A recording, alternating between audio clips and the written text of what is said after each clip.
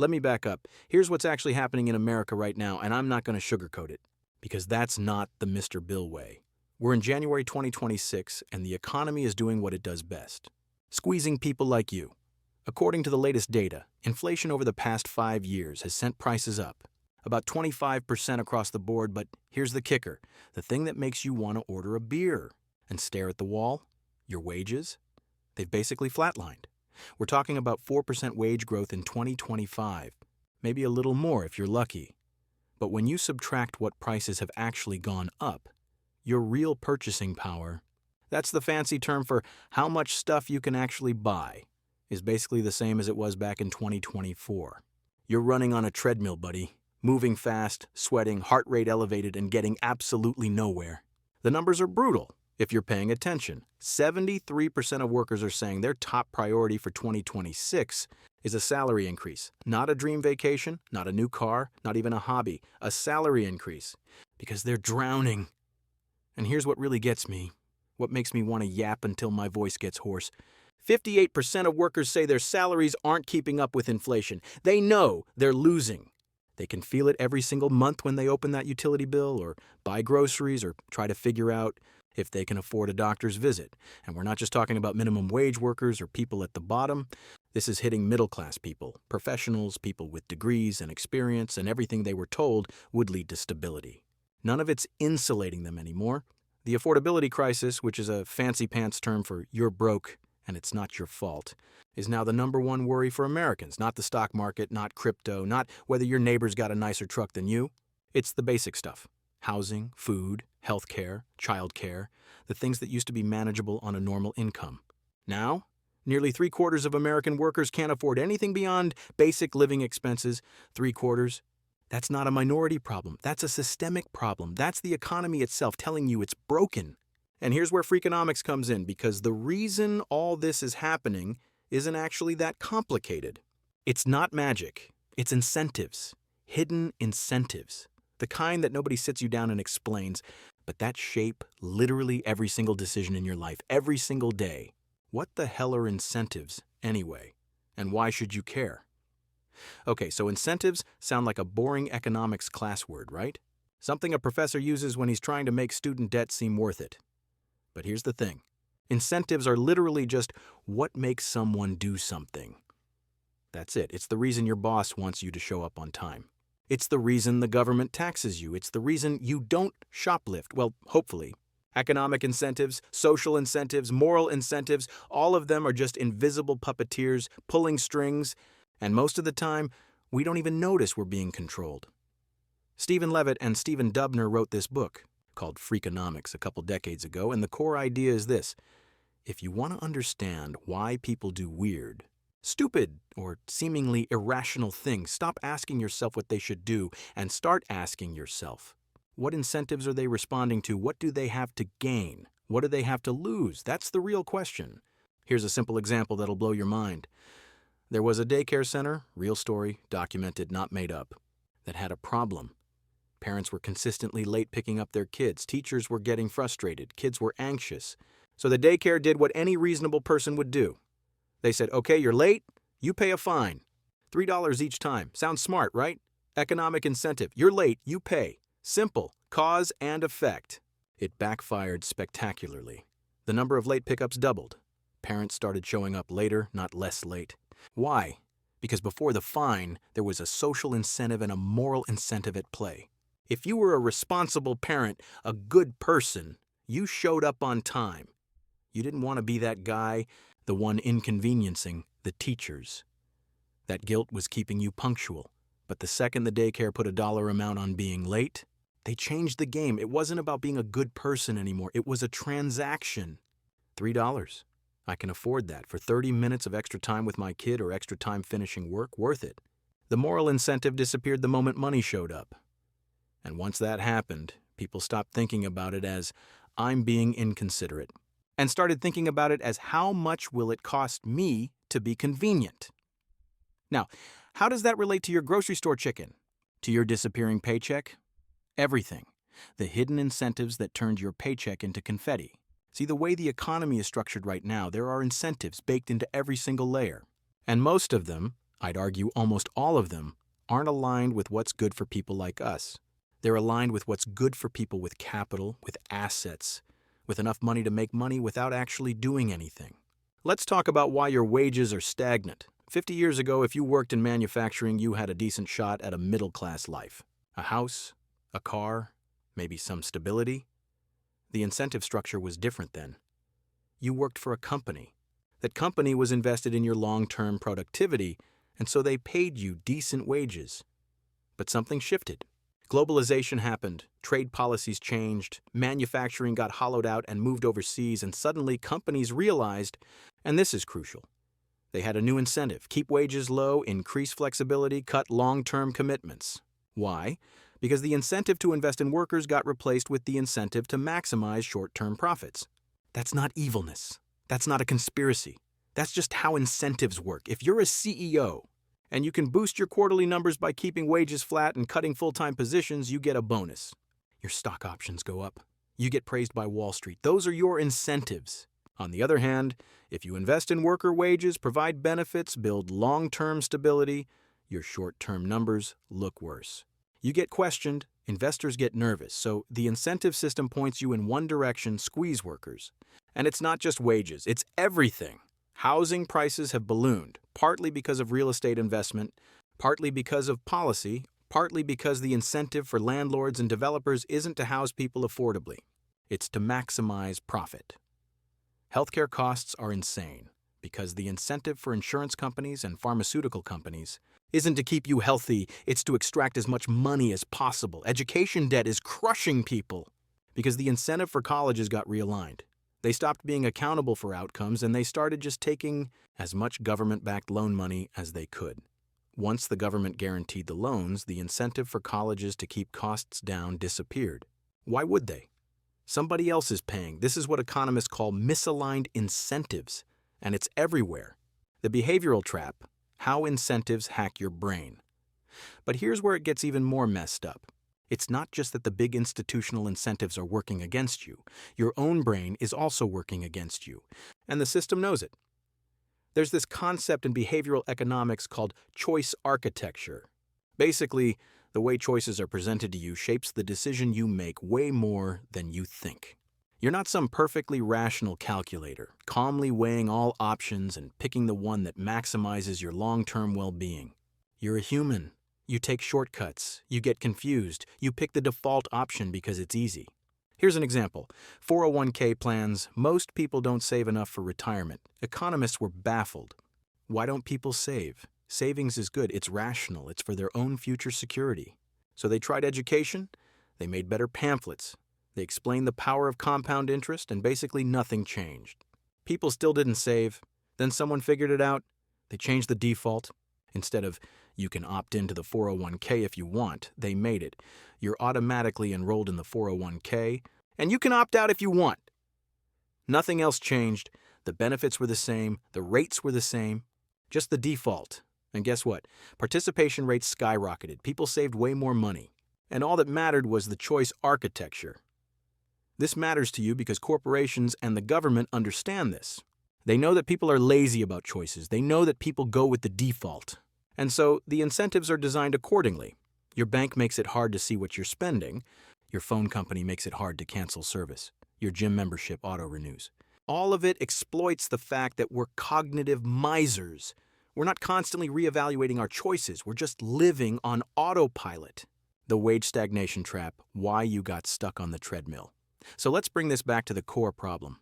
Your wage is stuck, and you're getting squeezed. According to the latest jobs data from December 2025, the U.S. only added 50,000 jobs. That's pathetic. Hiring has completely dried up. And the unemployment rate is hanging at 4.4%, the highest in 4 years. Long-term unemployment, people looking for work for 6 months or longer, is up 350,000 compared to last year. The job market is weak, and everyone knows it. And here's the incentive structure that's screwing you. If you're an employer and the job market is weak, your incentive is to hold the line on wages. Why give raises when people are desperate for work? Why improve conditions when there's a line of people waiting to take the job at the current rate? The worker is now in a weak bargaining position. The incentive flips. You're not looking for a better job. You're job hugging, staying in whatever you've got because the alternative looks worse. 57% of workers say they're not even going to look for a new job in 2026. They're hunkering down. They're scared. And that fear is an incentive too. It's an incentive to accept less, to not demand more, to just be grateful you have something. Meanwhile, costs are rising everywhere. Housing is up, food is up, healthcare is up, childcare is up. The things you need to live are getting more expensive. So your real purchasing power, that word again, just meaning how much stuff you can actually afford, is basically frozen. You're making more nominal dollars, maybe, but those dollars are worth less. It's the most depressing treadmill ever invented, and here's the thing that really gets to me. The thing that makes me want to grab a beer and stare at the wall for a while, wages across the board have barely moved. In 50 years, adjusted for inflation. The productivity of American workers has gone up dramatically. We're making more stuff, we're more efficient, we're using better technology. But that productivity gain? It's not going to workers, it's going to shareholders, it's going to capital, and the incentive structure that would reward workers for that productivity, the implicit bargain that used to exist between workers and employers, that's been dismantled. The Freakonomics diagnosis, following the money or lack thereof. This is where Freakonomics gets really useful, because the framework gives us a way to understand what's happening without getting lost in all the noise and BS that passes for economic commentary. Levitt and Dubner's big insight, the thing that runs through their whole approach, is this. Follow the incentives, not the excuses. When something doesn't make sense, don't ask, why are people being irrational? Ask, what incentives might explain this behavior? It usually does. Take gang economics. Yeah, that's a real Freakonomics example, and it's weirdly applicable here. A researcher named Venkatesh spent a decade embedded with a drug-dealing gang in Chicago, and he was shocked to discover that the gang organized itself like a corporation. There was middle management. There were profit margins. There was human resources. The people at the top were making real money.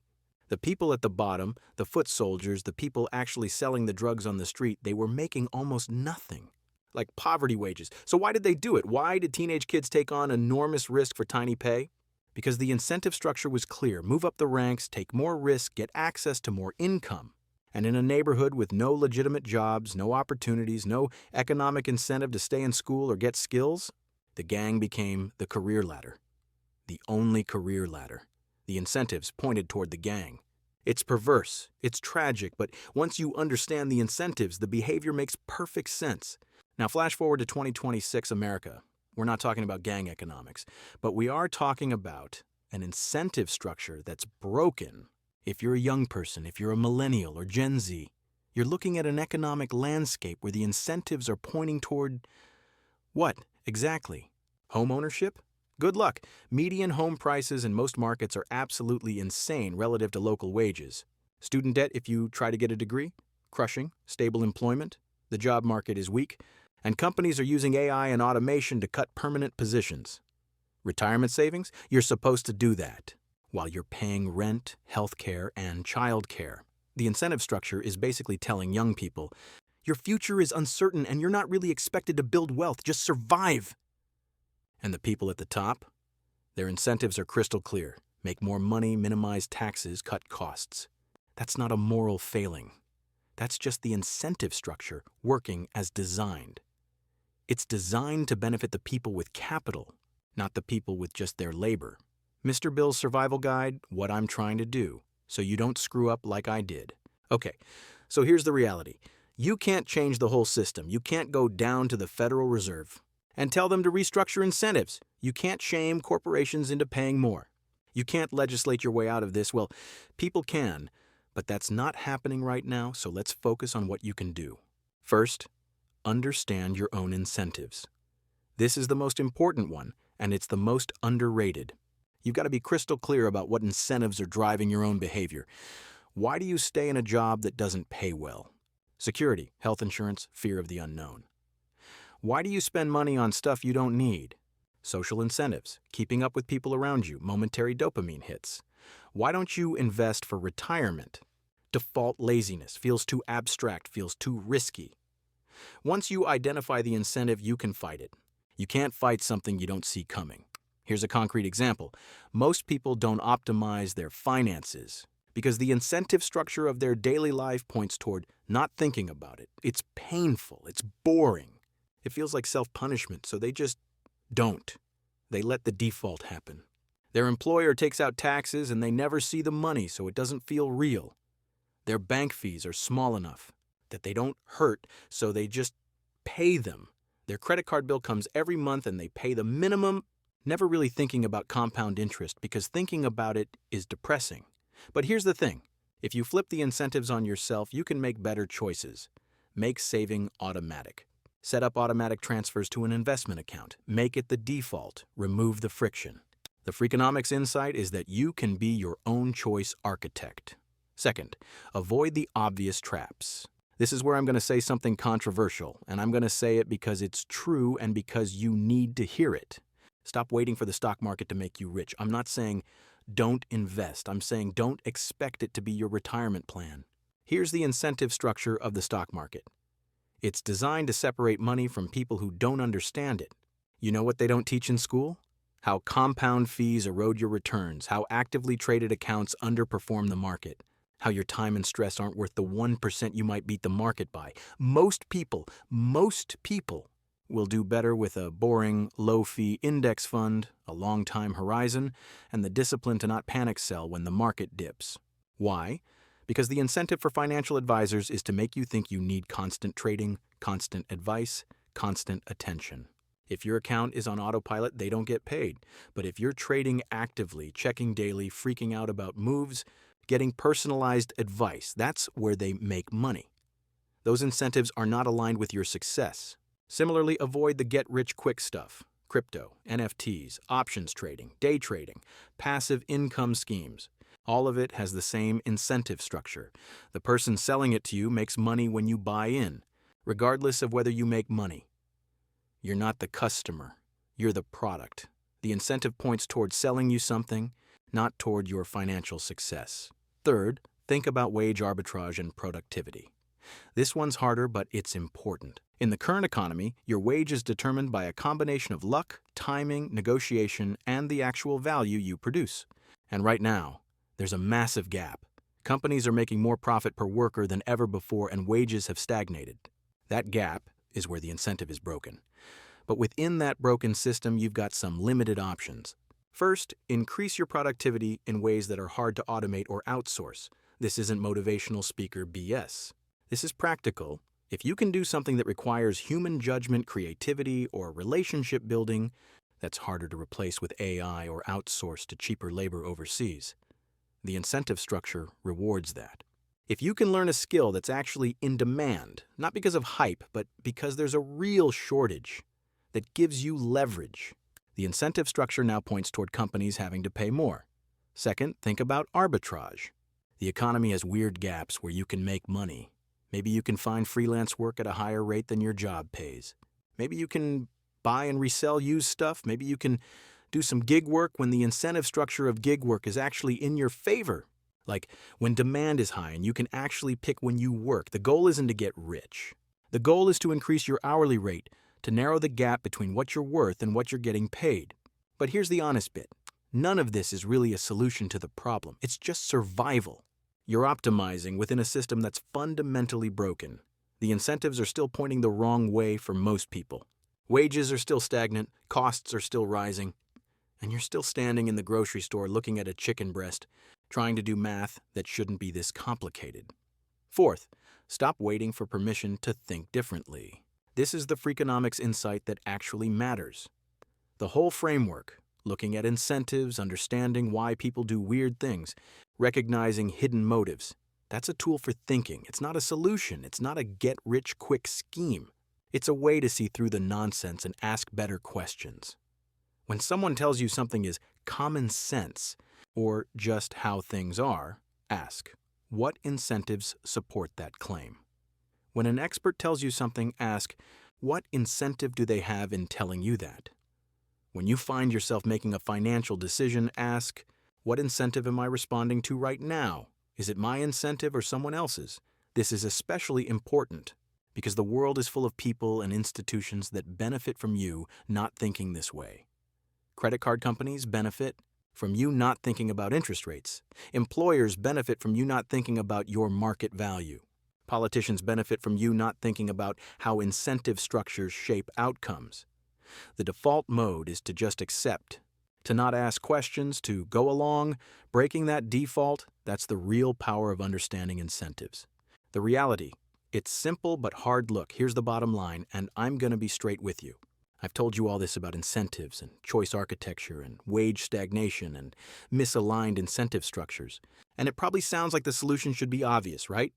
Fix the incentives, realign the system, make wages rise with productivity, make housing affordable, make healthcare accessible. Sure, that's true. That's also not happening, at least not at the speed you need it to. So what you do is you optimize your own life within the broken system. You understand the incentives that are working against you. You avoid the obvious traps. You increase your own leverage where you can.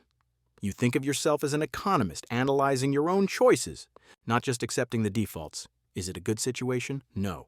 You're standing in a grocery store paying too much for a chicken. You're working longer hours for the same purchasing power. You're scared about the job market. You're worried about health care. You're frustrated that everything costs more and the paychecks aren't keeping up. That's all real. That's all legitimate. The incentive structure of the economy right now is not set up in your favor, and no amount of personal optimization is going to change that fundamental fact. But understanding incentives, how they work, how you can spot them, how they shape behavior, that at least gives you a chance, because the alternative is just stumbling around. Confused, wondering where your money went, standing in a grocery store, grumbling about a chicken. And honestly, that's what most people do. Most people never think about incentives at all. They just respond to them all day, every day, without even knowing it. So yeah, that's the app. That's the grumble. The system is broken, the incentives are misaligned, and you're paying the price. But at least now, you know why. And maybe, just maybe, knowing why gives you enough leverage to not get crushed by it completely.